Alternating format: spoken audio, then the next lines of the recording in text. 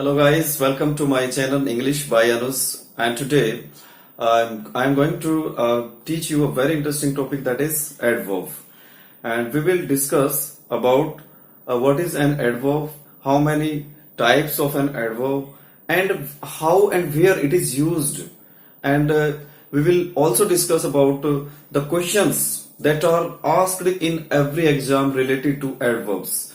So guys, this session is going to be very useful for you, very interesting for you. Okay, so चलिए अभी start करते हैं। जैसे adverb हो गया, तो एडवर्ब क्या होता है? एडवर्ब, देखिए इसके नेम में इसकी डेफिनेशन होती है एड एंड वर्ब। ठीक है, एड प्लस वर्ब आप ले लीजिएगा। तो इसकी डेफिनेशन ये है कि वर्ब में ऐड करता है कुछ, यानी कि वर्ब की कुछ मीनिंग में ये ऐड करता है, या फिर ये कहे A word that add to the meaning of a verb is called adverb. ठीक है, वो वर्ड जो वर्ब के मीनिंग में कुछ ऐड करता है, that is called adverb. ठीक है, अब मीनिंग में ऐड करता है ये उसके, यानी कि वर्ब के बारे में कुछ बताता है, यानी कि वर्ब ये जो एक्शन होता है वो कैसे हुआ है, how the action is done and where the action is done and why the action is done and when the action is done. Okay, means ये सब चीजें बताता है वर्ब के बारे में कि वर्ब जो है या फिर एक्शन जो है वो कैसे हुआ, क्यों हुआ, कब हुआ। All these things it tells us about the verb. Okay, तो वर्ब के बारे में ये सभी चीजें ये बताता है, वर्ब के मीनिंग में कुछ ऐड करता है, that is called adverb. One more thing, adverb जो है केवल वर्ब को ही क्वालिफाई नहीं करता है, इसके अलावा ये एडजेक्टिव को भी क्वालिफाई करता है एंड अदर एडवर्ब्स को भी, यानी दूसरे जो और एडवर्ब्स होते हैं उनको भी ये क्वालिफाई करता है। क्लियर है? तो एडवर्ब की डेफिनेशन हो गई, a word that qualifies a verb, adjective and another adverbs. दूसरे एडवर्ब्स को, एडजेक्टिव को या वर्ब को क्वालिफाई करता है जो वर्ड, उस वर्ड को हम एडवर्ब कहते हैं। सो क्लियर हो गया गाइस? अभी इसके टाइप्स देख लेते हैं। सो टाइप्स में आता है फर्स्ट आपका adverb of time. It refers to the adverbs that expresses time. इसमें वो एडवर्ब्स होते हैं जो टाइम को शो करते हैं, जैसे बिफोर है, बिफोर 8 o'clock, 8 बजे से पहले। They are all used for the time, केवल टाइम के लिए यूज किए जाते हैं। अगो मीन्स पहले होता है, लेटली मीन्स हाल ही में, ये भी टाइम बताता है। यट मीन्स अभी तक, नाउ मीन्स अब। Clear? Means these adverbs are used for the times. Okay, तो टाइम को बताने के लिए यूज किए जाते हैं। या फिर आप ये भी कह लीजिए कि एडवर्ब ऑफ टाइम जो होता है, it tells us when the action is done. Action कब होता है उसको बताने के लिए यूज किए जाते हैं। सेकंड होता है adverb of frequency. Frequency that means यानी कि रिपीटेशन ऑफ एक्शन, किसी एक्शन को कितनी बार होता है, कैसे जो है उसको कितनी बार रिपीट होता है, ये सब बताने के लिए। तो फ्रीक्वेंसी में आपका आता है ऑलवेज होता है, जैसे I always go to school, यानी कि मैं स्कूल हमेशा जाता हूं। तो ये फ्रीक्वेंसी बता रहा है, मेरे स्कूल जाने की फ्रीक्वेंसी को शो कर रहा है। ठीक है, इसी तरह से वंस होता है, जैसे you should take this medicine once a week, week में एक बार लेनी चाहिए। तो फ्रीक्वेंसी शो हो रही है, मीन्स कितनी बार लेनी चाहिए ये दवाई, तो एक बार। या फिर ट्वाइस अ वीक हो सकता है, ट्वाइस। ठीक है, वंस, ट्वाइस, ये सभी क्या होते हैं, फ्रीक्वेंसी के अंदर आते हैं। सेल्डम होता है, ठीक है, seldom shows a negative meaning, इसका मतलब होता है बहुत ही कम। क्लियर? नेक्स्ट नंबर थर्ड है आपका adverb of place. It shows where the action is done. Action कहां पे होता है, यानी प्लेस को शो करते हैं। एडवर्ब प्लेस में जो प्लेस को शो करने वाले वर्ड्स आते हैं, जैसे हियर मीन्स यहां, इस प्लेस के बारे में बात कर रहे हैं हम। देयर होता है वहां। ठीक है, इसी तरह से एवरीवेयर, हर जगह। डाउन मीन्स नीचे होता है, अप भी हो सकता है, ऊपर। इसी तरह नियर है, फार है, means the words that shows place. तो प्लेस को शो करने वाले वर्ड्स क्या होते हैं आपके, adverb of place. Clear? Next number 4, adverb of manner. Manner, it shows how the action is done. How, कैसे, एक्शन कैसे हो रहा है, मीन्स जैसे for example the train is moving slowly. For example the train is moving slowly. तो in this sentence we will see that how the action is happening, action कैसे हो रहा है। देखिए यहाँ पे the train is moving, train move कर रही है, ट्रेन चल रही है। तो वर्ब कौन है इसमें, मूव। क्लियर? अब मूव के बारे में ये बता रहा है कि वो मूव कैसे कर रही है। ठीक है, तो जब वर्ब में हम हाउ लगाते हैं और उसका आंसर हमें मिलता है, तो वो एडवर्ब होता है आपका, adverb of manner. Clear, how लगाने से means it ask a question how, ये हाउ लगाकर ये क्वेश्चन पूछता है जो एडवर्ब ऑफ मैनर होते हैं। तो ट्रेन मूव कैसे कर रही है, स्लोली, धीरे से, धीरे धीरे चल रही है ट्रेन। ओके, तो इस तरह से जो है ये हो गया आपका एडवर्ब ऑफ मैनर। नेक्स्ट आता है एडवर्ब ऑफ डिग्री।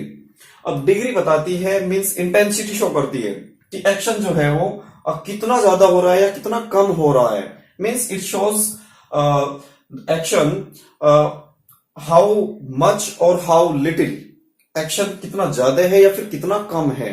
ओके, ये डिग्री शो करती है, जैसे ऑलमोस्ट है, फुल्ली है या वेरी है, इनफ है, तो ये होते हैं एडवर्ब डिग्री के। इंटरोगेटिव एडजेक्टिव एडवर्ब में आता है आपका विच, हाउ, व्हाट और व्हाई, क्वेश्चन पूछने के लिए होते हैं। फिर एडवर्ब ऑफ रीजन होता है, यानी कि इसमें रीजन शो किया जाता है, जो question it answer the questions of why, ये व्हाई का आंसर देते हैं। ठीक है, आप why did you do so, आपने ऐसा क्यों किया, तो इसका आंसर दिया जाएगा, बिकॉज से स्टार्ट होगा या एज से स्टार्ट होगा, तो ये होते हैं adverb of reason. Clear guys, तो अभी तक हमने बात किया एडवर्ब और उसके टाइप्स के बारे में। अब हम इसकी रूल्स होते हैं जो एग्जाम्स में कैसे उनमें से क्वेश्चंस पूछे जाते हैं एंड आपको उसके आंसर्स कैसे देने हैं, ये सब बातें अब हम डिस्कस करने वाले हैं आपके साथ। क्लियर, सो गाइस अब आपके रूल्स आते हैं, रूल्स ऑफ एडवर्ब्स देखेंगे अभी, यानी कि एडवर्ब्स के कितने रूल्स होते हैं, कैसे एडवर्ब का यूज किया जाता है, किन वर्ब्स के साथ पहले यूज होता है, किन के बाद यूज होता है। So we will discuss all about the adverbs. Okay, so let's study the rules of adverbs. तो the first one is adverbs of time such as always, often, already, just, ever, never, sometimes and frequently, seldom, hardly, rarely, etc. Means ये जो adverbs of time है ये सभी generally placed before the verb they modifies, जिन verbs को ये modify करते हैं तो जनरली ये उन वर्ब से पहले यूज किए जाते हैं, बाद में नहीं यूज किए जाते। क्लियर, एग्जाम्पल है my brother comes often every Sunday. तो देखिएगा अब ये ऑफन है हमारे पास एडवर्ब, तो ऑफन कौन सा एडवर्ब होता है, एडवर्ब ऑफ टाइम होता है। ये देखिएगा एडवर्ब ऑफ टाइम, तो मैंने इस रूल में ये बताया है कि जो एडवर्ब ऑफ टाइम होते हैं जनरली यूज किए जाते हैं उस वर्ब से पहले जिसको ये मॉडिफाई कर रहे हैं। तो ये किसको मॉडिफाई कर रहे हैं, कम्स को, तो इसलिए कम्स से पहले आना चाहिए यहाँ पे ऑफन। तो ये होगा my brother often comes every Sunday. Clear हो गया, तो इसलिए ये यहाँ पे रॉन्ग है, इसको आप करेक्ट करेंगे। सेकेंड रूल आता है आपका adverbs of manner are placed only after the transitive verb. देखिए जो ट्रांजिटिव वर्ब होती है, do you know what transitive verb is? Transitive verb a verb that has an object, that needs an object to make a complete sense, जिसको एक object की जरूरत होती है, जिसके साथ एक ऑब्जेक्ट आता है, ठीक है, उसको कहते हैं ट्रांजिटिव वर्ब। तो जो ट्रांजिटिव वर्ब जो है एडवर्ब ऑफ मैनर, ये कह रहा है कि जो ट्रांजिटिव वर्ब के साथ आते हैं तो हमेशा उसके बाद यूज किए जाते हैं, आफ्टर। क्लियर, ट्रांजिटिव वर्ब के बाद यूज किया जाता है एडवर्ब ऑफ मैनर। और अगर इन ट्रांजिटिव वर्ब है तो इन ट्रांजिटिव वर्ब के आप पहले भी यूज कर सकते हैं एंड बाद में भी यूज कर सकते हैं। एग्जाम्पल देखिए, ही रिटर्न इमीडिएटली, तो रिटर्न के बाद कोई ऑब्जेक्ट नहीं है, that means it is an intransitive verb. तो ये इंट्रांजिटिव वर्ब है, तो इंट्रांजिटिव के तो केवल बाद में ही यूज कर सकते हैं आप एडवर्ब। तो इसमें एडवर्ब है जैसे इमीडिएटली, तो ये रिटर्न के बाद ही आएगा। क्लियर हो गया। उसके बाद इसी में हमने दूसरी आपको बात ये बताई कि ट्रांजिटिव वर्ब अगर आती है तो ट्रांजिटिव वर्ब के पहले भी यूज कर सकते हैं और बाद में भी। तो ही ब्रीफली नरेटेड द इंसिडेंट, उसने इंसिडेंट को बहुत ही ब्रीफली नरेट किया, बताया। तो यहाँ पे देखिए नैरेटेड द इंसिडेंट, यानी नैरेट के बाद ऑब्जेक्ट दे रखा है इंसिडेंट। क्लियर हो गया। तो दैट मीन्स कि ये ट्रांजिटिव वर्ब है। अब ट्रांजिटिव के आप पहले भी यूज कर सकते हैं और बाद में, जैसे इसने यहाँ पे पहले कर दिया, ये भी ठीक हो गया। और he narrated to me the incident briefly, briefly इसमें लास्ट में आ गया तो भी ठीक है।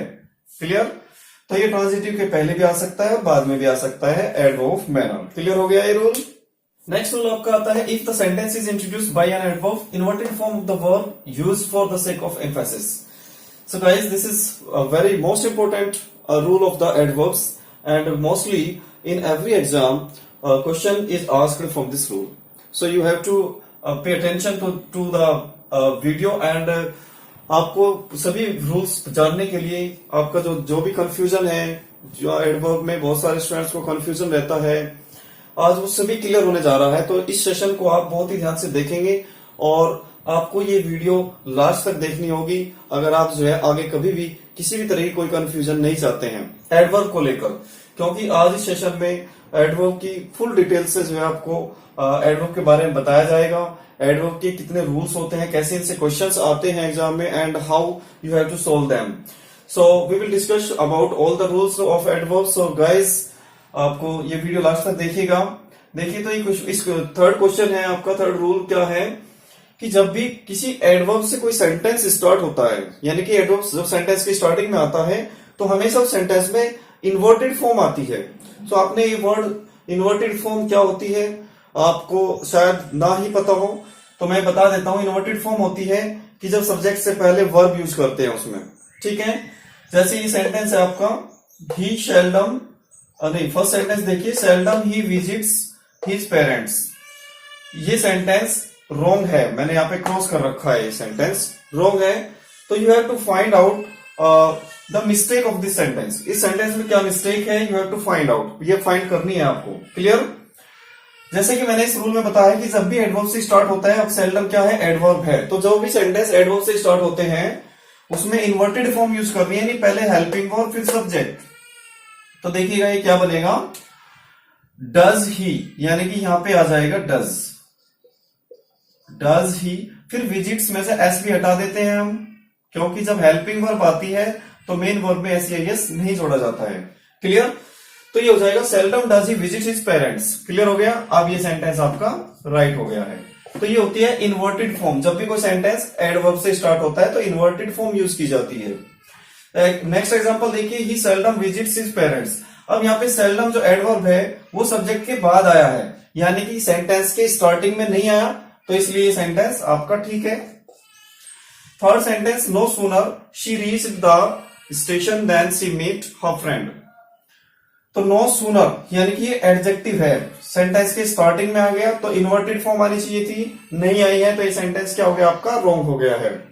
तो इस तरह से आपको भी इसमें जब आप अपने आप ये फाइंड आउट करने की कोशिश करेंगे कि इसमें क्या मिस्टेक है और इसको कैसे ठीक किया जा सकता है, तो आपको ये अच्छे से जो है लर्न हो जाएगा। आप भी कोशिश करिए कैसे बनेगा, फिर मैं बताता हूं। तो नो सूनर के बाद इसमें हेल्पिंग वर्ब आएगी, तो हेल्पिंग वर्ब लगाने के लिए आपको ये भी देखना होगा टेंस कौन सा है। यहाँ पे सेकंड फॉर्म आई हुई है रीच्ड, तो ये पास्ट सिंपल है, तो इसलिए यहाँ पे आएगा did. No sooner did she और रीच।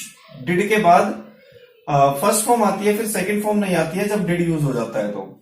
तो did she, no sooner did she reach the station then she met her friend. अब इसमें एक चीज और आपको मैं बताता हूं, नो सूनर के बाद हमेशा जो कंजक्शन आता है वो देन आता है। क्लियर?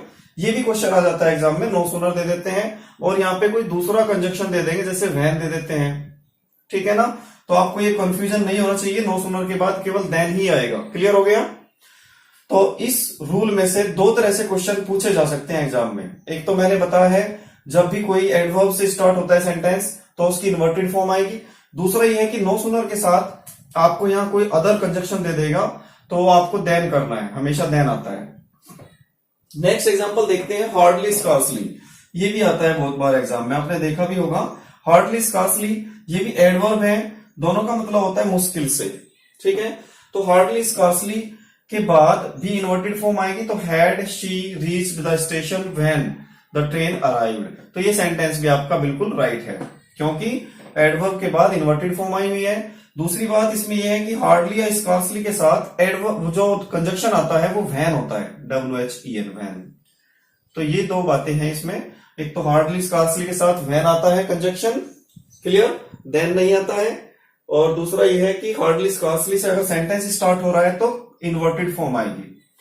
चलिए अब नेक्स्ट रूल देखते हैं आपका, else should be followed by but, other and otherwise should be followed by then. यानी कि जिस सेंटेंस में एल्स आ गया हो तो एल्स के साथ जो कंजक्शन आएगा बट आएगा, ठीक है।